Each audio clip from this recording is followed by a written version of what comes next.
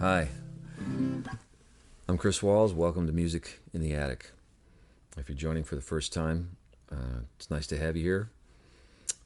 If you're returning, welcome back. Nice to have you. It's February 23rd, and if you live in Chicago, that means it's the middle of winter and it's cold. But in 1940, February 23rd, was a date where an important song got written, and I think it's important in one way or another to everybody in the United States and perhaps the world.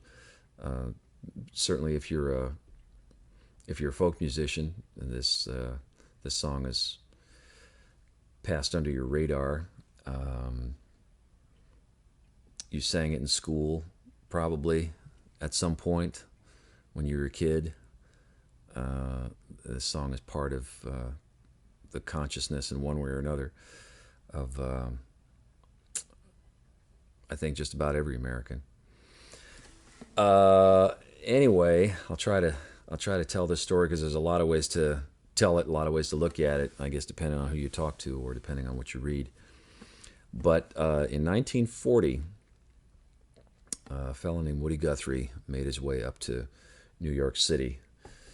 He was going to be doing some work on the radio, and it was his first trip to the city.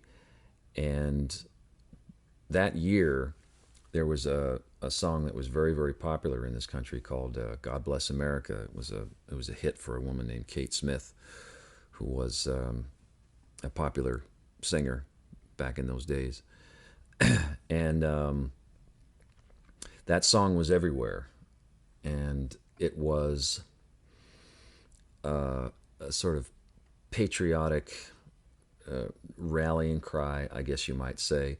It was 1940, and the United States was sort of looking towards perhaps getting involved in World War II. President Roosevelt had, I'm not sure of the timeline here, but he may have started the Lend-Lease program with England, and that was to lend and lease arms and machinery and material to the British who were fighting the war with Germany over in Europe. But we were looking at probably getting involved at some point, and God Bless America was, people looked at it as a patriotic pop tune that kind of brought it together. Woody, I guess, looked at it in kind of a troubling way, that it was a song that told you that, to quote Joe Klein's book, Woody Guthrie, A Life, I think the line goes something like, it told you not to worry, that God was in the driver's seat.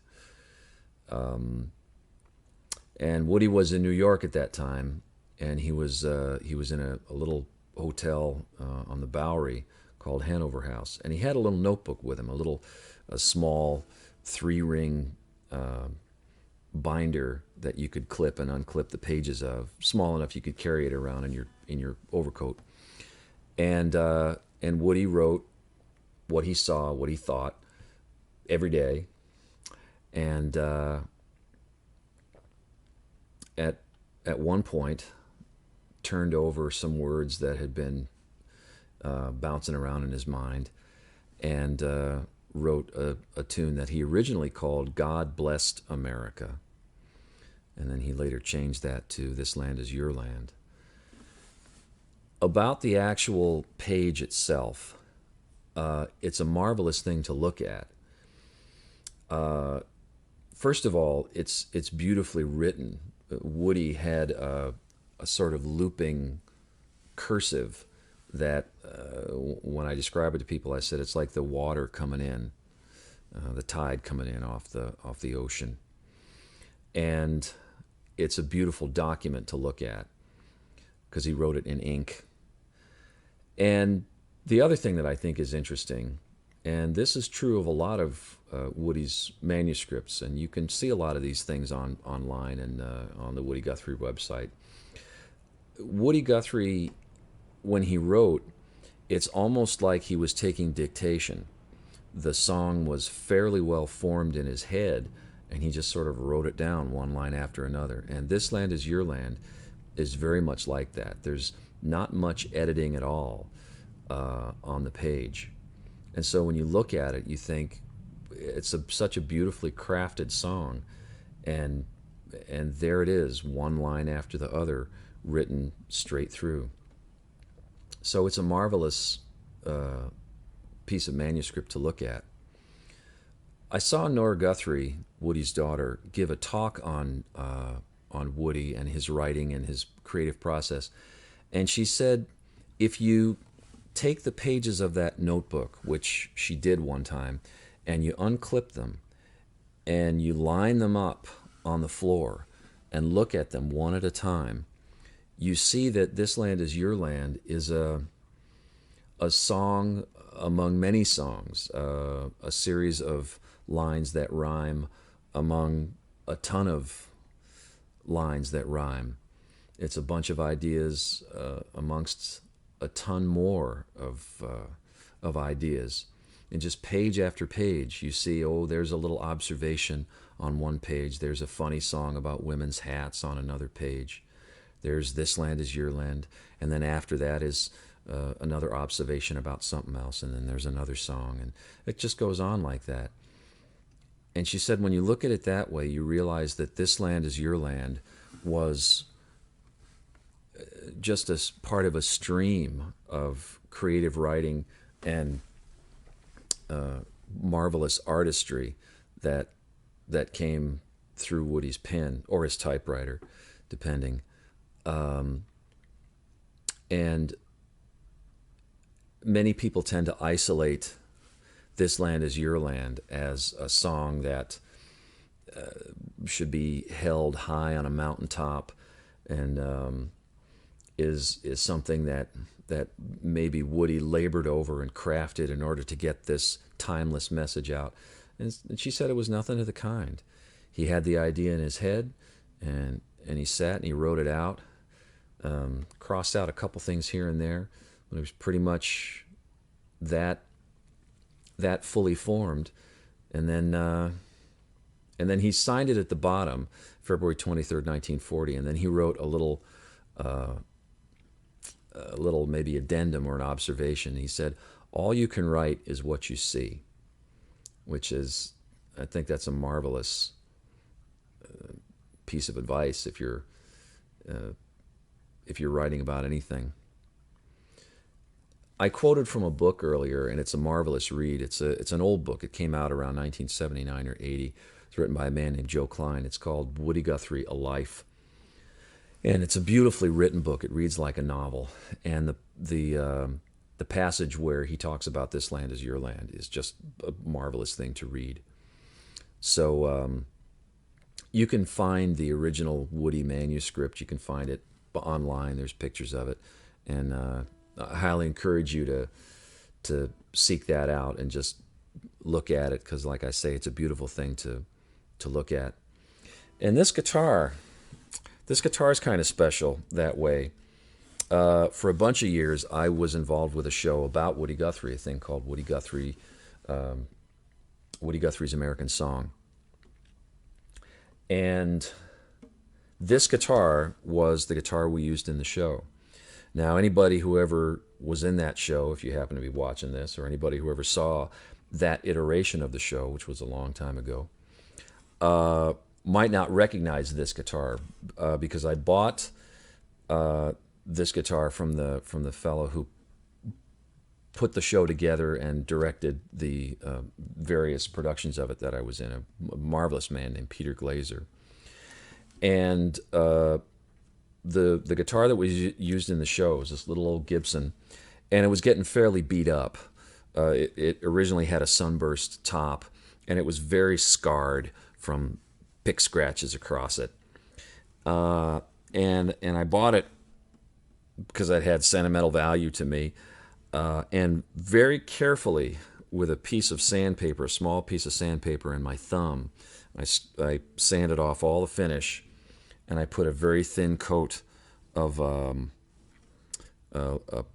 what was it? An oak and polyurethane mix, one coat on there, and then I stuck this little pick guard on there, and pretty much left it alone. It's a beautiful little guitar to play, but this was the guitar that was with me on the road and in the 2 productions in Chicago that I did many years ago of this show called Woody Guthrie's American Song. So the one thing about This Land Is Your Land, I think, he wrote it for everybody, and it didn't matter where your stance was on any topic or any argument. He wrote this song for all of us. So this land is your land.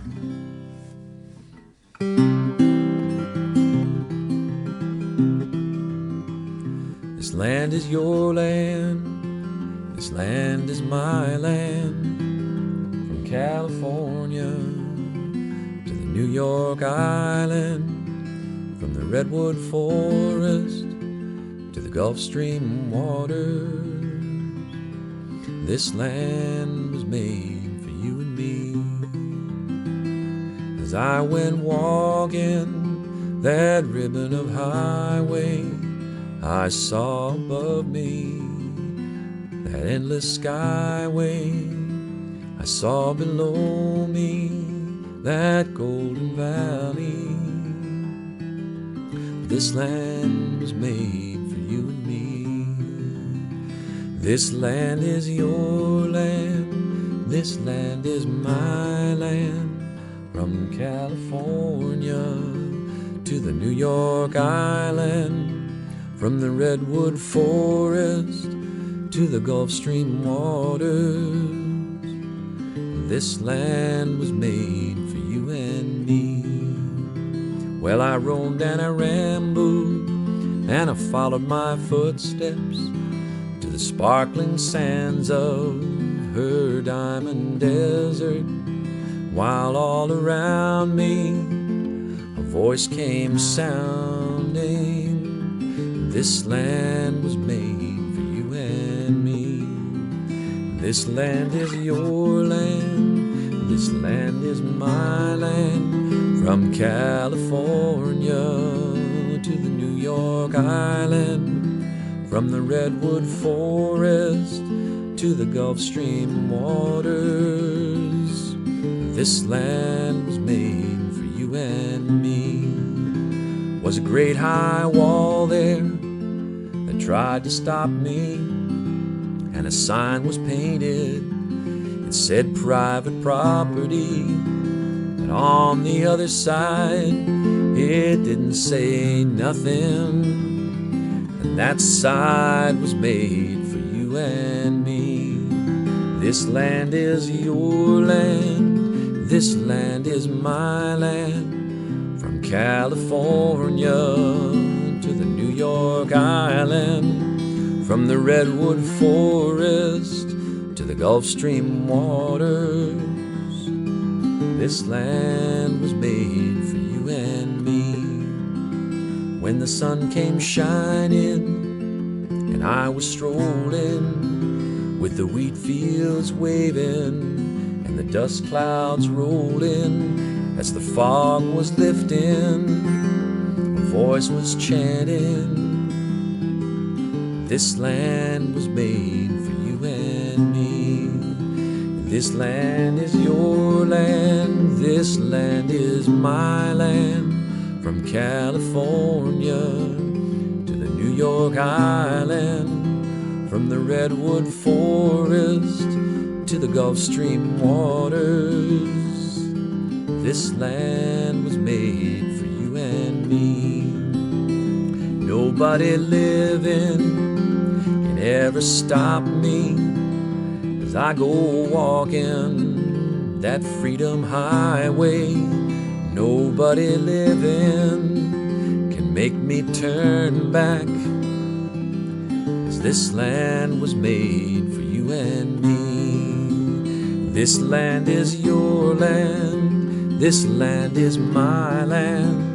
From California to the New York Island, from the redwood forest to the Gulf Stream waters, this land was made for you and me. One bright sunny morning, in the shadow of the steeple by the relief office, I saw my people as they stood there hungry. I stood there wondering if this land was made for you and me. This land is your land, this land is my land. From California to the New York Island, from the redwood forest to the Gulf Stream waters, this land was made for you and me. This land was made for you and me.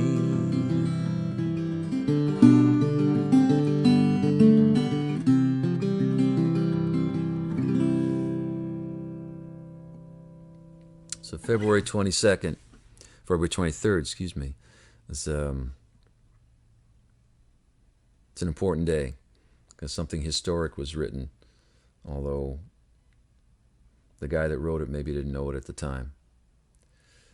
So I highly encourage you, if you haven't ever done any kind of digging around to find out who this fellow Woody Guthrie was, I highly encourage you to do it, because the man was endlessly fascinating, and he's endlessly complicated, and he is well worth the investigation just for the songs alone.